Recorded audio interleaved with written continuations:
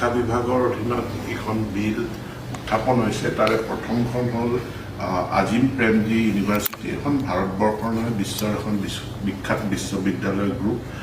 তেওঁলোকৰ ফিলান্থ্ৰপিক বিশ্ববিদ্যালয় এখন আমাৰ পলাশবাৰীত প্ৰতিষ্ঠিত হ'ব। আমাৰ প্ৰস্তাৱিত IIM যিখন অসমত হ'ব তাৰ কাষতে আজি আজিম প্ৰেমজী বিশ্ববিদ্যালয় বিলখন আমি উত্থাপন কৰোঁ। নেৰিম গ্ৰুপ অফ ইনষ্টিটিউটক সকলোৱে জানে, তেওঁলোকৰ কেইবাটাও ইনষ্টিটিউশ্যন আছে আৰু তেওঁলোকে Nerim group of institute Nerim ইউনিভাৰ্চিটিলৈ ৰূপান্তৰিত হ'ব। তাৰ কাৰণে নেৰিম ইউনিভাৰ্চিটি বিল উত্থাপিত হৈছে। আমাৰ শিক্ষা বিভাগৰ প্ৰভিন্সিয়েলাইজেশ্যন এটা ডাঙৰ বিষয়। 2017 চনত প্ৰভিন্সিয়েলাইজেশ্যন এক্টখন হৈছিল, 18 চনত তাৰ কিছু সংশোধনী হৈছিল।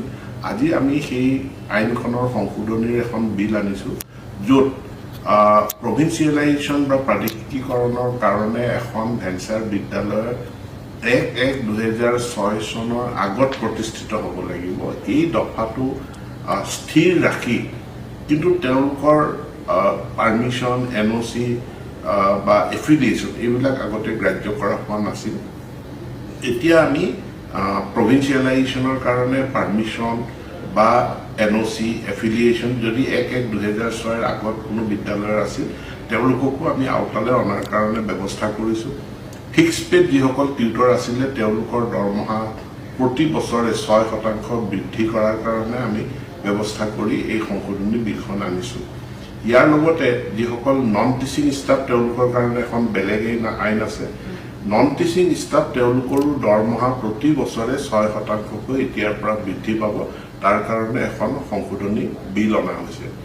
আন এখন বিল আহিছে আমাৰ নন গভৰ্ণমেণ্ট এডুকেশ্যনেল ইনষ্টিটিউশ্যন ফি ৰেগুলেশ্যনৰ বিল। ইয়াত মূলতঃ আমাৰ যিটো গ্ৰাম্যাঞ্চল বা পঞ্চায়ত এৰিয়া তাত প্ৰতিষ্ঠিত যিসমূহ প্ৰাইভেট স্কুল আছে তাত 25% ফি কমাই ৰখাৰ কাৰণে এটা ব্যৱস্থা, এটা সংশোধনী প্ৰস্তাৱ অনা হৈছে। ইয়াৰ পাছত আমাৰ জনজাতি পৰিক্ৰমা বিভাগৰ অধীনত আমাৰ যি 7খন অট'নমাছ কাউন্সিল আছে, মিচিং, ৰাভা, হাছং, তিৱা, দেউৰী, সোণোৱাল কছাৰী, ঠেঙাল কছাৰী আৰু Bodo Kachari welfare autonomous council. ইয়াত 61 নম্বৰ ধাৰাত কেইটামান উপধাৰা সংযোজিত কৰা হৈছে, যাৰ জৰিয়তে অলপ বিত্তীয় শৃংখলা আনিবৰ কাৰণে আমি চেষ্টা কৰিছোঁ। আমাৰ স্বায়ত্তশাসিত পৰিষদসমূহে নিজাববীয়াকৈ কেতিয়াবা তেওঁলোকে থাৰ্ড পাৰ্টিৰ লগত বা আনৰ লগত তেওঁলোকে বিত্তীয় লেনদেন থকা চুক্তিত আবদ্ধ হয় আৰু এনে আবদ্ধতাৰ জৰিয়তে কেতিয়াবা তেওঁলোকে ৰাজ্য চৰকাৰৰ কাৰণেও লাইবিলিটি সৃষ্টি কৰে।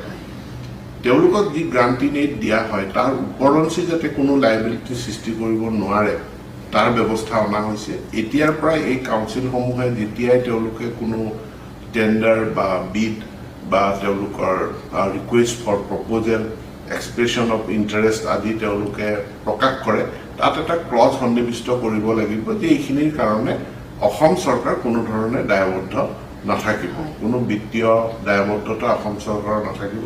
সেই ক্লজটো তেওঁলোকে প্ৰকাশ কৰিব লাগিব।